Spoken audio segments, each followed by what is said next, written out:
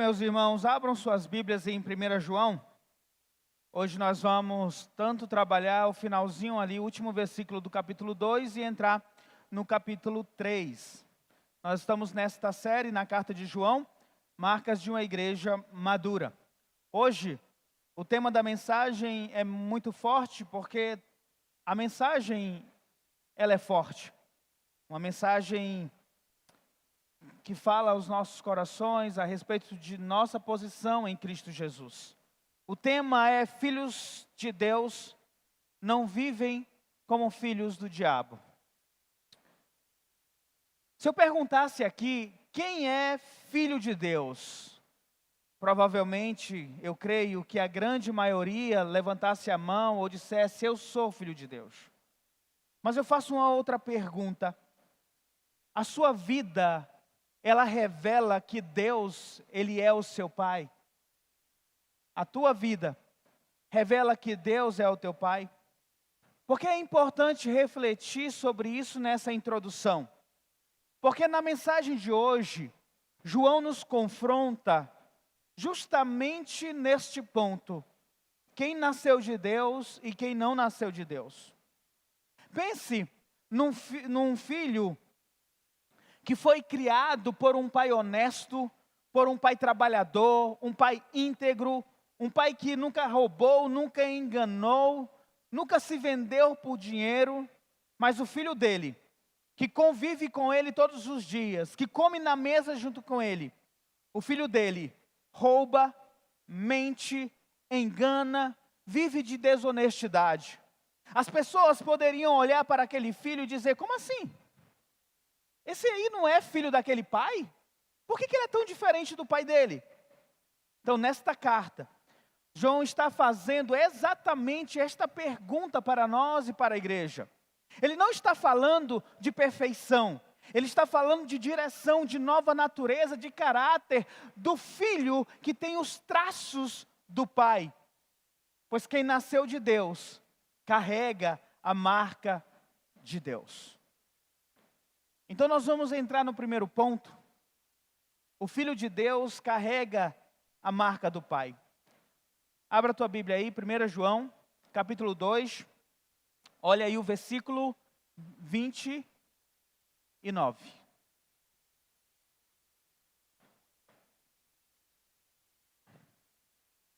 João diz: se vocês sabem que Ele é justo, saibam também que todo aquele que pratica a justiça é nascido dele.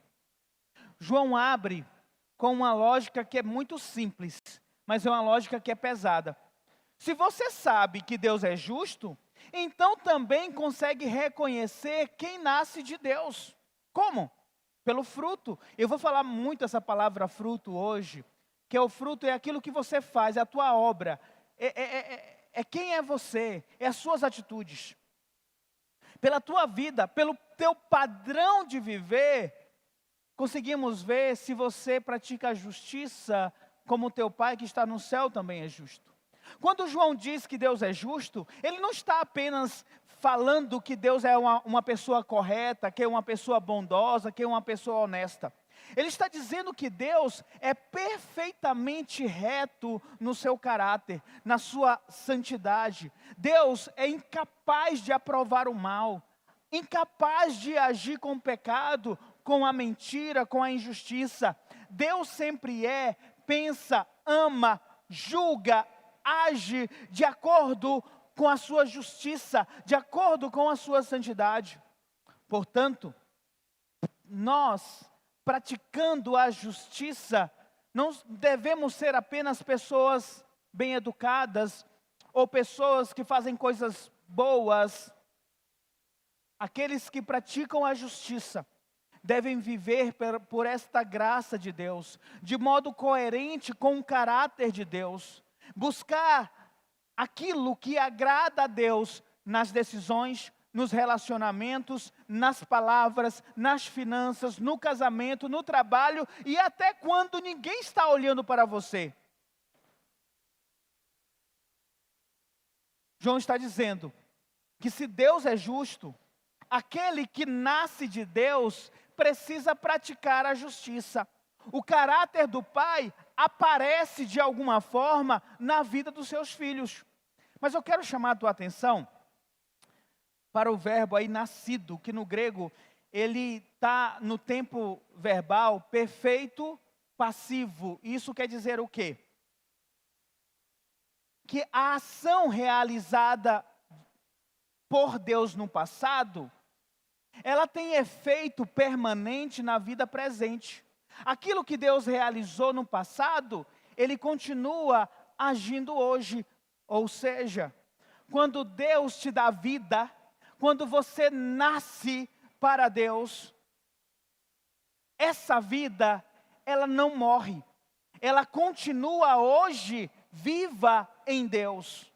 Quando Deus planta em você uma nova natureza, ela não fica escondida, ela aparece. Em outras palavras, inevitavelmente, quem é nascido de Deus, que é filho de Deus, vai demonstrar pela sua vida que é filho de Deus. Aí, eu quero fazer uma pergunta para você. O que sua vida, nessa semana, revelou sobre você ser filho de Deus? Nessa semana, a tua vida, o teu fruto, as tuas atitudes, revelou que você é filho de Deus? Eu não estou falando de vir para o culto ou vir para a oração. Eu estou perguntando sobre suas conversas. Conversas no WhatsApp, conversa no Instagram. Sobre suas decisões, sobre os seus segredos, suas reações, suas escolhas que ninguém está olhando. O que estas coisas dizem sobre você ser filho de Deus? Você carrega os traços do teu Pai que está nos céus? Mas, continuando, olha a tua Bíblia agora para o capítulo 3.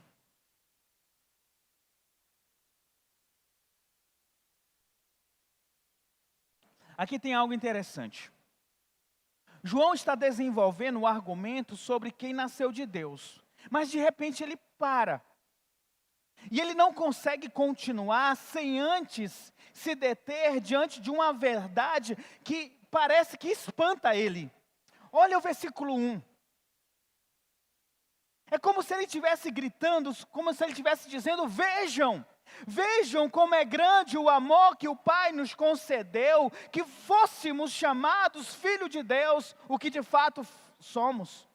João é como se ele estivesse dizendo: para tudo. Olhem, gente, para isso aqui. A palavra veja é um imperativo, ou seja, é uma ordem.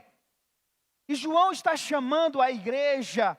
Ele quer que nós contemplemos esta verdade, que prestemos atenção nisso. Gente, vejam como é grande o amor que o Pai nos concedeu. Essa expressão grande amor carrega a ideia de algo extraordinário, de um amor que é muito maior do que o amor que nós conhecemos, porque é um amor que vem de Deus, um amor que vem dos céus. Esse amor que Deus fez, que Deus nos fez filhos, não é um amor com uma versão melhorada do amor que nós conhecemos, por exemplo, do amor que eu tenho pela minha esposa, pelos meus filhos. É algo muito maior, é algo mais profundo, é um amor eterno, um amor soberano, um amor que nasce no coração de Deus, atravessa a eternidade, desce até a cruz e alcança pecadores como nós. Em Jeremias 31, versículo 3, Deus vai dizer: eu amei você com amor eterno, com fidelidade, com lealdade, eu te atraí. Então, não preste atenção assim na minha voz. Preste atenção apenas no que o texto da palavra de Deus está dizendo. Veja o grande amor que nos concedeu nosso Pai. Ele tornou você filho dele. Você foi amado por Deus, não porque você era digno, não porque você era melhor, não porque você fazia boas obras. Você foi amado porque Deus decidiu te amar. E isso se chama graça. Quando você estava morto nos teus pecados, incapaz de buscar a Deus, sem mérito algum, Deus, que é rico em misericórdia, deu a você vida em Cristo Jesus. E Deus decidiu fazer você parte da sua família. Deus decidiu em seu amor colocar um pecador como eu e você dentro da sua família e chamar você de filho. Olha a força da frase, que fôssemos chamados filhos de Deus, o que de fato somos. Não é talvez eu seja filho de Deus. Não é um dia, quem sabe, eu serei filho de Deus. Talvez Deus me aceite lá no final da minha vida. João diz que por causa desse grande amor que Ele nos concedeu, pelo fato dEle ter feito você nascer para Ele, pelo fato dEle ter colocado vida quando você estava morto em seus delitos e pecados, Ele te tornou filho. De fato, nós somos filhos de Deus. Isso é agora, isso é hoje, essa é uma realidade e essa é uma certeza que João está dizendo para a igreja. Vocês precisam crer. Vocês nasceram de Deus, vocês são filhos de Deus e essa é a realidade. E aqui eu preciso falar algo com atenção, porque muitos dos problemas espirituais começam exatamente aqui. Porque quantos cristãos não vivem como filhos, mas vivem como órfãos, mesmo tendo nascido de Deus? Pense em uma criança recém-adotada, o documento foi assinado, o nome foi mudado, os pais prepararam o quarto com carinho, com amor, os pais estão preparados para amar, mas aquela criança ainda dorme no canto com medo, ela ainda não se sente amada, ela ainda está com medo de ser rejeitada. Ela não duvida da adoção no papel, mas ela ainda não aprendeu a descansar no amor daquela família que lhe recebeu. Quantos de nós vivemos assim diante de Deus? Aceitos em Cristo, mas vivendo como rejeitados na prática. Perdoados, mas ainda não nos aproximamos como pessoas que foram libertas, mas como condenados. Filhos com a mentalidade de órfão. Você ora ao Pai, mas você ora com medo. Você tem medo da resposta de Deus, do Pai. Às vezes você nem ora sobre algo que você quer perguntar para Deus, quer falar para Deus, porque você teme Deus dar uma resposta dura para você, que você não espera. Jesus diz em Mateus 7, 9, 11, qual de vocês, se o seu filho pedir pão, lhe dará uma pedra? Se nós, sendo maus, sabemos dar boas dádivas aos nossos filhos, quanto mais o Pai Celestial dará o que é bom àqueles que lhe pedirem. Quantos têm medo de Deus? Medo do Pai? Quando você peca, muitas vezes você se afasta de Deus, ao invés de correr para o Pai e dizer, Pai, pequei contra ti. Ou então se aproxima envergonhado, como se fosse um hóspede indesejado, não como um filho ferido que busca o perdão do Pai. A Bíblia diz que nós não recebemos um espírito de escravidão para vivermos atemorizados. Romanos 8,15. Nós recebemos um espírito de adoção, pelo qual nós podemos clamar: Abba, Pai. Não somos chamados, não fomos nascidos para Deus, não somos filhos de Deus para ficar atemorizados nesta vida, pelo contrário. Nós podemos chegar diante do nosso Pai e chamar Ele de Pai. Podemos chegar diante do trono da graça com confiança para receber misericórdia e encontrar graça em tempo oportuno. Hebreus, capítulo 4, versículo 16. O Pai que te recebeu em Cristo, Ele não tem um amor estável por você. Com amor eterno eu te amei. Claro, Ele nem sempre vai dar aquilo que você quer, mas Ele sempre vai dar aquilo que é melhor para você, segundo a sua vontade, porque a vontade do nosso Pai sempre será boa, perfeita e agradável. Você não é um estranho tolerado, não é um estranho tolerado por Deus, você é filho de Deus. O filho não entra na casa do pai como invasor. O filho não entra na casa do pai como um estranho. O filho entra na casa do pai com reverência, mas com confiança, porque sabe que pertence ali. E agora, você tem o direito, pela graça, de se aproximar do Deus Santo e chamá-lo de Pai. Isso deve alegrar a nossa vida, o nosso coração todas as manhãs.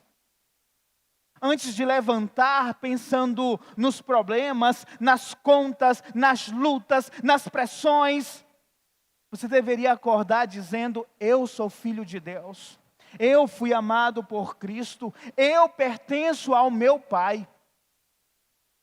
E João, ele traz uma explicação também muito interessante, porque ele diz assim, por isso o mundo não os conhece, porque não conheceu a Ele. O mundo não vai entender os filhos de Deus, porque o mundo nunca entendeu Jesus Cristo, Filho de Deus. Não se espante quando o mundo não compreender a tua fé, a tua santidade, a tua renúncia, a tua esperança, a tua alegria. O mundo não entende alguém que tem paz quando tudo ao redor está desmoronando. O mundo não entende alguém que tem alegria no meio das lutas. O mundo não entende o contentamento na vida sem os prazeres da carne que o mundo dá. O mundo não entende a segurança sem depender da aprovação das pessoas. O mundo não entende a paz que não vem das circunstâncias, mas vem do nosso Pai que está nos céus. Essa alegria que um cristão deve ter não vem do mundo, mas nasce de Cristo. O mundo não entende Jesus. Portanto, o mundo não vai entender plenamente os que são filhos de Deus. Mas isso tudo bem, porque isso é apenas confirmação que de fato somos filhos de Deus.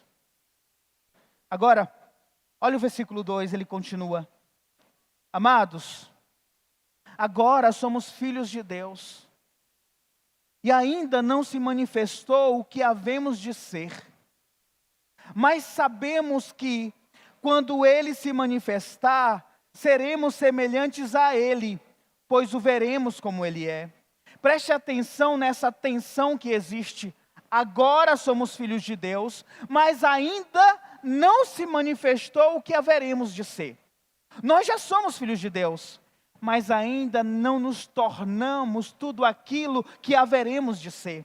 Hoje, nós podemos ter certeza, Deus nos perdoou, Deus nos adotou, Deus nos recebeu em sua família, podemos chamar Deus de Pai, nós temos acesso à sua presença. Isso é maravilhoso, é a certeza que nós temos. É possível que um crente tenha momentos de dúvida? Claro, de fraqueza, de vacilos. É normal, mas é fácil de encontrarmos um cristão que talvez duvide de ser crente, de ser filho de Deus. Mas o normal na vida cristã é viver na segurança de dizer agora eu sou filho de Deus. Mas João diz que ainda não se manifestou o que haveremos de ser. Ou seja, já somos filhos de Deus, mas ainda não experimentamos tudo. Aí ele continua. Sabemos que quando ele se manifestar, seremos semelhantes a ele, porque haveremos de vê-lo como ele é. E essa é a grande esperança que nós temos. Quando Cristo se manifestar, nós o veremos e seremos igual a ele.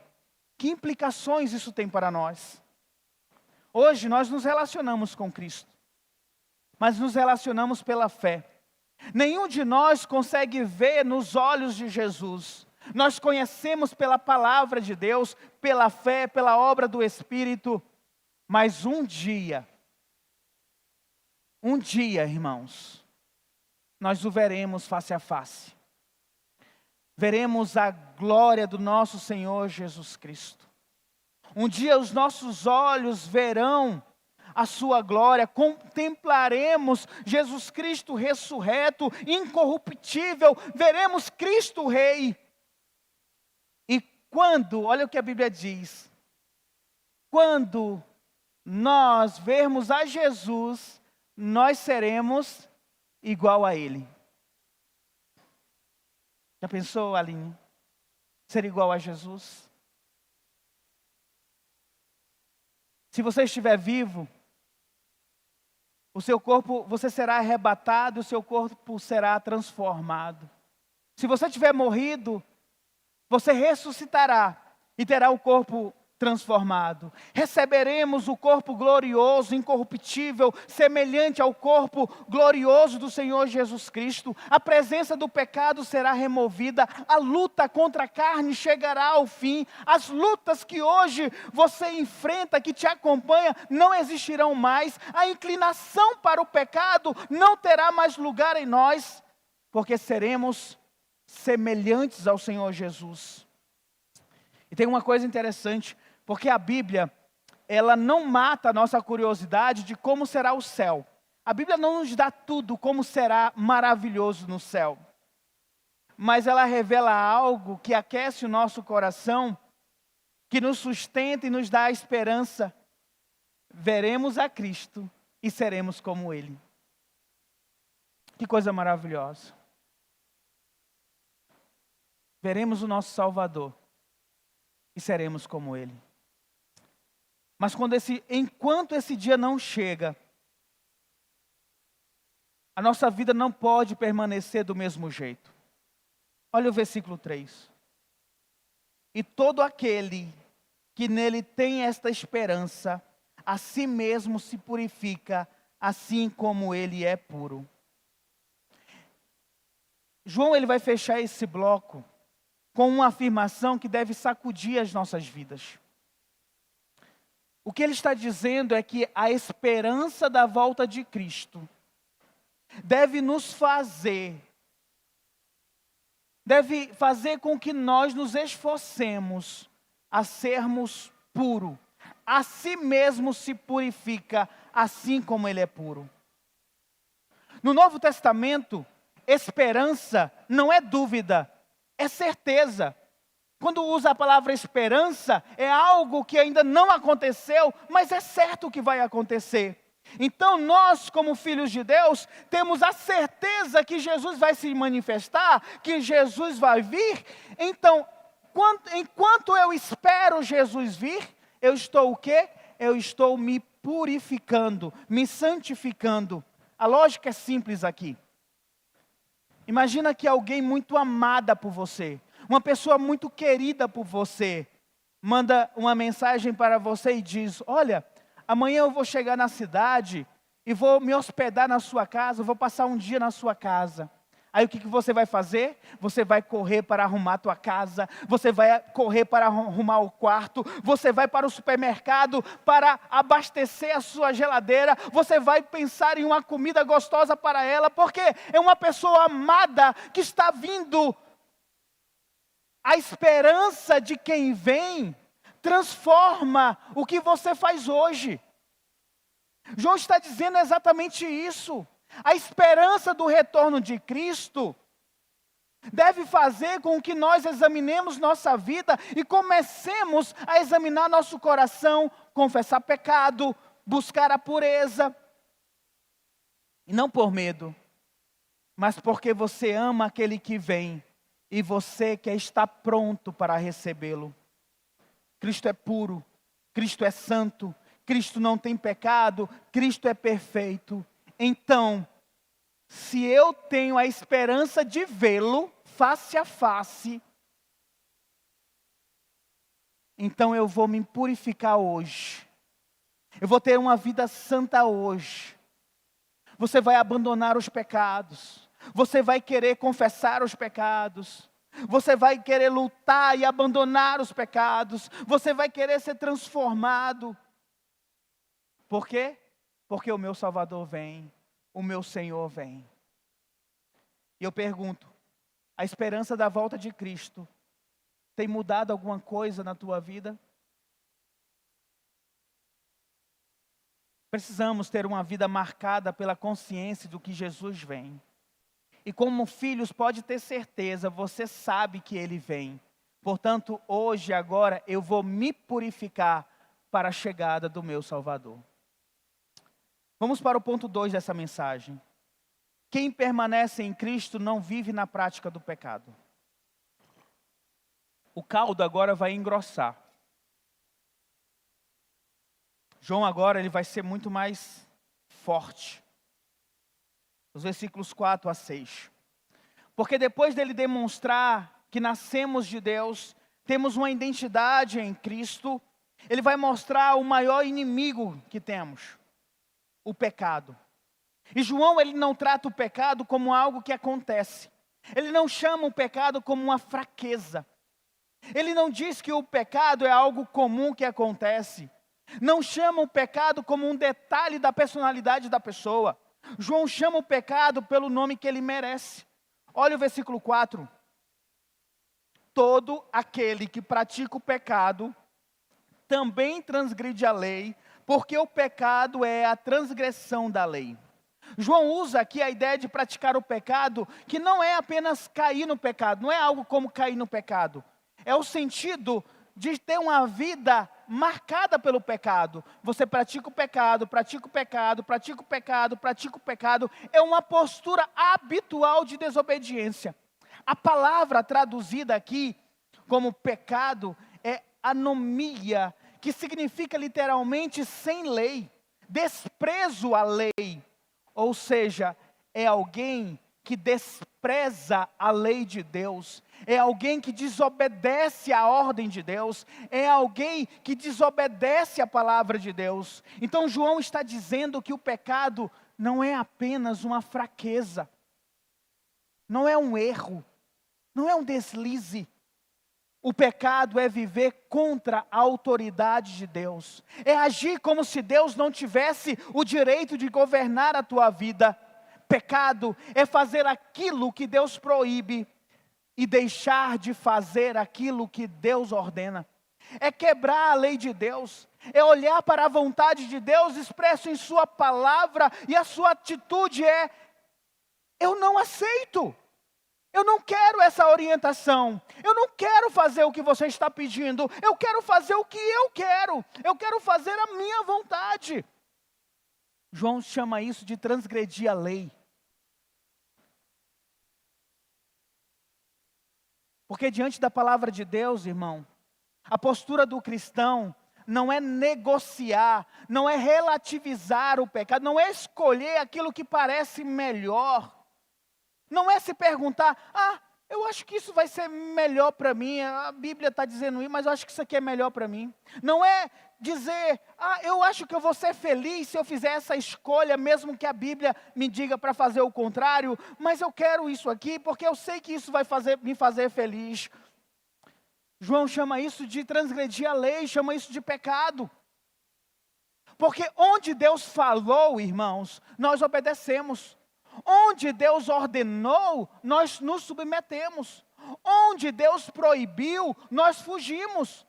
Porque a vontade de Deus, irmãos, não é uma sugestão para ser avaliada, mas é uma ordem para ser cumprida. Isso é sério. Porque isso está falando a respeito de sermos filhos de Deus ou filhos do diabo, que vai ser a finalização que ele vai trazer para nós, a conclusão. Você é um transgressor da lei de Deus? Ou você é alguém que faz a vontade de Deus? E João dá uma segunda razão pelo qual o Filho de Deus não pode viver na prática do pecado. Olha o versículo 5. Sabeis também que ele se manifestou para tirar os pecados, e nele não existe pecado. Ou seja, Jesus Cristo se manifestou para tirar os pecados. Ele veio para tirar a culpa do pecado. Jesus veio para tirar a condenação do pecado. Acompanha comigo. Ele veio tirar a culpa do pecado, ele veio tirar a condenação do pecado, ele veio quebrar o domínio do pecado, ele veio para libertar da escravidão do pecado. Então, existe uma contradição enorme quando alguém diz: eu pertenço a Deus, eu sou filho de Deus, eu creio em Deus, mas vive abraçando o pecado que Jesus Cristo veio retirar. Entende isso?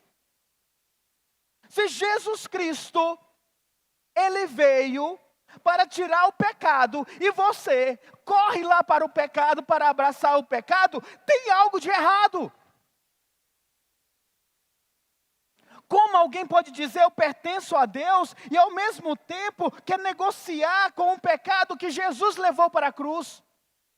Como alguém pode dizer Jesus é o meu Salvador, e continua tratando o pecado como algo normal, aquilo que Jesus veio destruir? É como alguém que diz que ama o médico, que largou tudo para encontrar a cura da tua doença, mas você se recusa a tomar o remédio. Há uma contradição no que você diz. Você confessa que Cristo veio tirar o pecado, mas o que você tem feito com o pecado que Ele veio tirar? Irmãos, Cristo não morreu para que nós fizéssemos um acordo com o pecado. Cristo morreu para nos libertar do pecado. E João acrescenta: nele não existe pecado. Cristo é puro, santo. Cristo é sem pecado. Então, meus irmãos, quem permanece em Jesus não pode tratar o pecado como algo que é normal.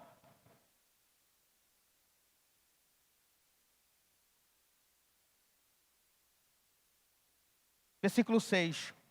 Todo aquele que permanece nele não vive pecando. Todo aquele que vive pecando não o viu e nem o conheceu. E aqui cabe responder uma pergunta que talvez vocês possam se fazer, que é do tipo: então o cristão não peca, então o cristão não tem pecados. João, ele não fala isso. João, como nós já vimos lá no capítulo 1, ele diz: se nós afirmarmos que estamos sem pecado, enganamos a nós mesmos e a verdade não está em nós. No capítulo 2, ele vai dizer: meus filhinhos, escrevo-lhes estas coisas para que vocês não pequem. Mas, porém, quando você pecar, você tem um intercessor junto ao Pai, Jesus Cristo. O que João está ensinando, irmãos, é que o crente verdadeiro, ele não vive na prática do pecado. Ele não continua pecando e pecando e pecando. O pecado está presente na luta, mas não no domínio. Pode aparecer em uma queda e podemos cair, porque a lei do pecado ainda está aqui, lutando contra nós. Mas não é o nosso estilo de vida. O pecado na vida do crente é um acidente, mas não é o teu endereço. Porque, infelizmente, muitos daqueles que dizem cristãos, o pecado é o endereço.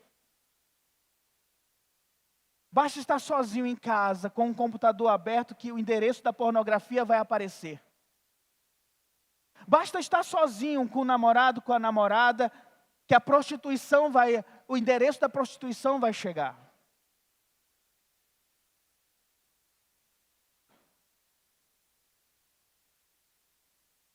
Isso não é acidente. É um pecado deliberado, aceito por você. O Filho de Deus, ele pode cair, mas ele não consegue morar em paz no pecado. Ele se entristece, ele confessa, ele luta, ele se levanta, ele corre para Cristo, mas aquele que vive pecando sem arrependimento, sem luta, sem quebrantamento, sem mudança, João vai dizer, olha só o que João diz, irmãos. Essa pessoa que vive na prática do pecado, não viu e nem conheceu Jesus. Uma pessoa pode conhecer a linguagem da igreja, pode saber cantar, pode falar como crente, pode ter cargos nesta igreja, a pessoa pode ter uma história cristã, mas se vive confortável na prática do pecado, ela não compreendeu quem Jesus Cristo é. Quem vive abraçando o pecado está declarando que não enxergou a Cristo como Ele realmente é, porque ninguém que vê a santidade de Deus consegue viver na prática do pecado. Entende isso? Se você olha para a santidade do nosso Senhor Jesus Cristo, pelo preço pago na cruz, você não se acomoda na prática do pecado. Você não consegue viver no pecado, na prática diária do pecado, porque o Espírito Santo está ali, incomodando, testificando que você é filho de Deus, e isso não faz parte de você.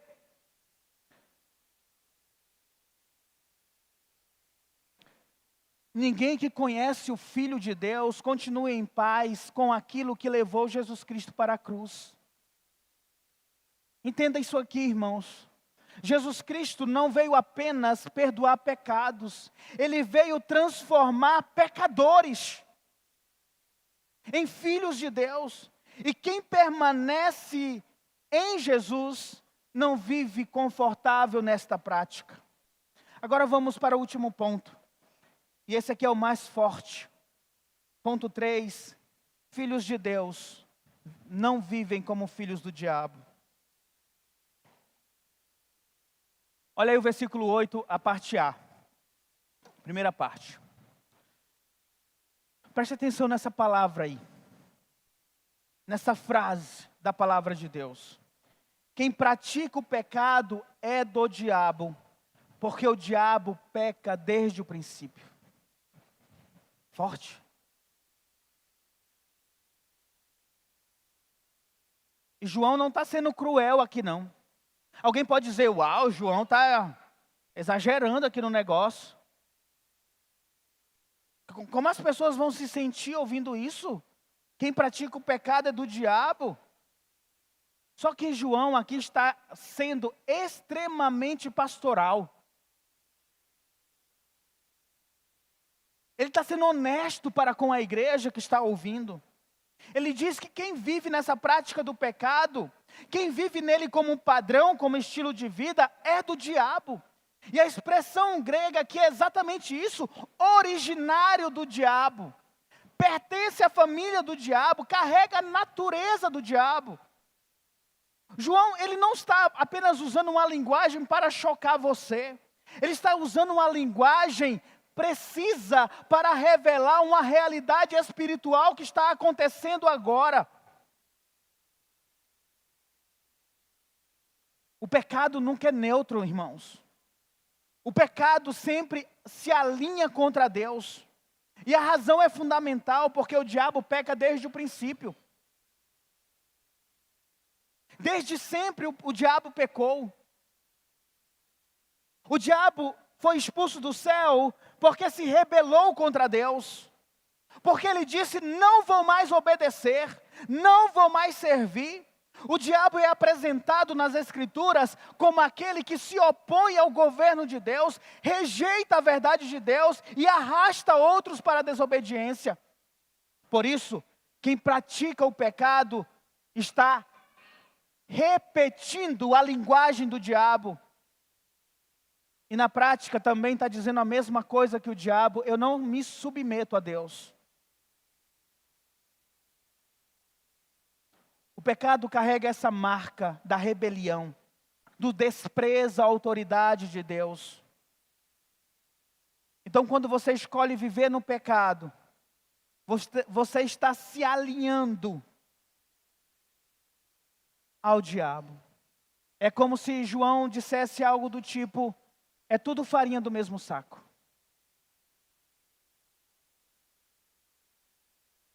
Isso é forte, irmãos. Isso deveria fazer alguns aqui tremerem na base.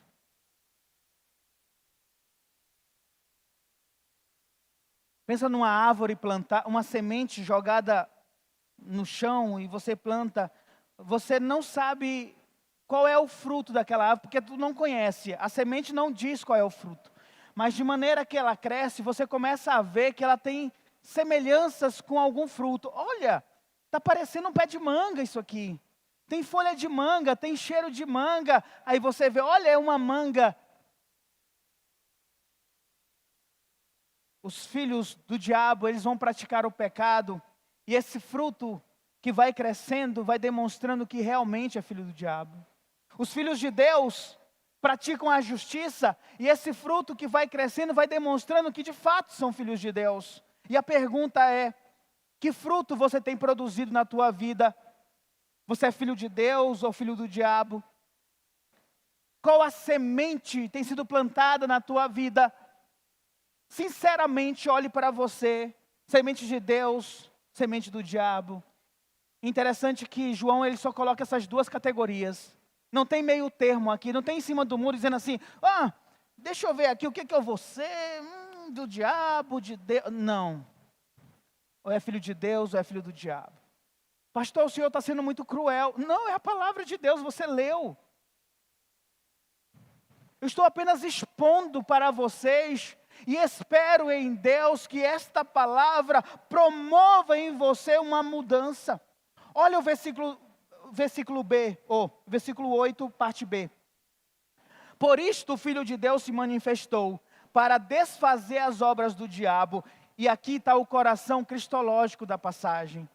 Porque alguém pode dizer: meu Deus, o que eu vou fazer? Eu percebo que a minha vida está mais alinhada com o pecado, com os filhos do diabo. O que eu vou fazer da minha vida? E João apresenta o remédio glorioso. Por isto o Filho de Deus se manifestou para desfazer as obras do diabo. Onde abundou o pecado, superabundou a graça de Deus. Cristo não veio apenas para denunciar a rebelião, Ele veio para vencer a rebelião. Ele não veio apenas para mostrar que nós estávamos presos, Ele veio quebrar as nossas correntes. Ele não veio apenas revelar o nosso pecado, Ele veio nos tirar dele e nos colocar em uma nova vida. A palavra traduzida aqui por desfazer é exatamente soltar, desatar, dissolver, destruir, desfazer. Cristo não veio administrar o pecado, Ele veio desfazer a obra do diabo. Tudo que o inimigo construiu, a escravidão do pecado, a acusação na tua mente, o medo da morte, a alienação de Deus, Cristo veio desmontar pela cruz e pela sua ressurreição.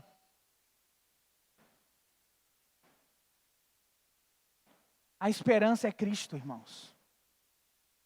Se a obra do pecado, se a obra do diabo está reinando na tua vida, o chamado é: corra para Cristo.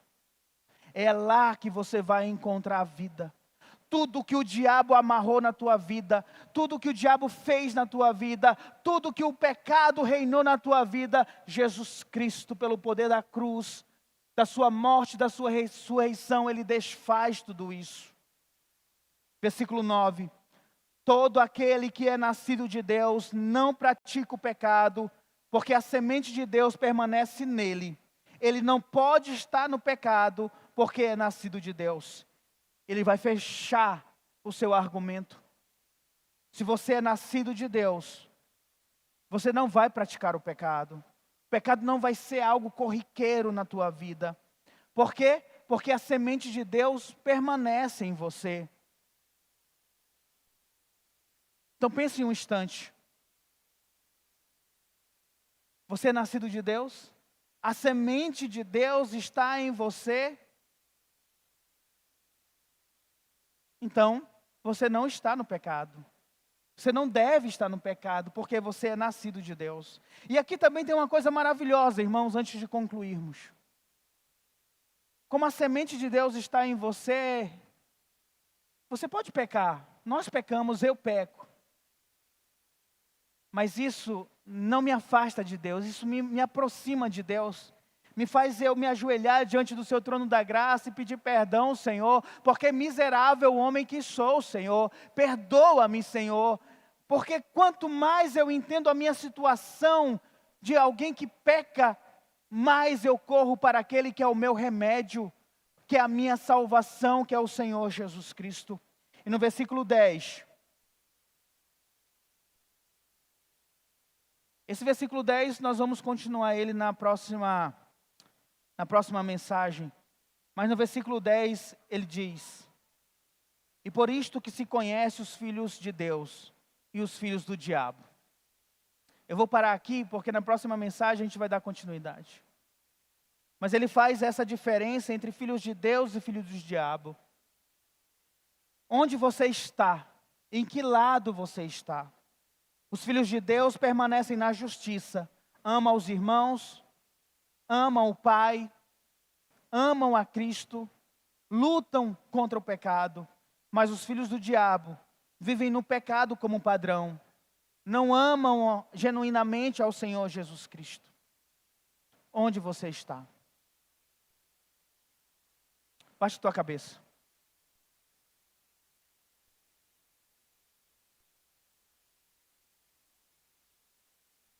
João, ele terminou o argumento dele, e agora é a tua vez de responder.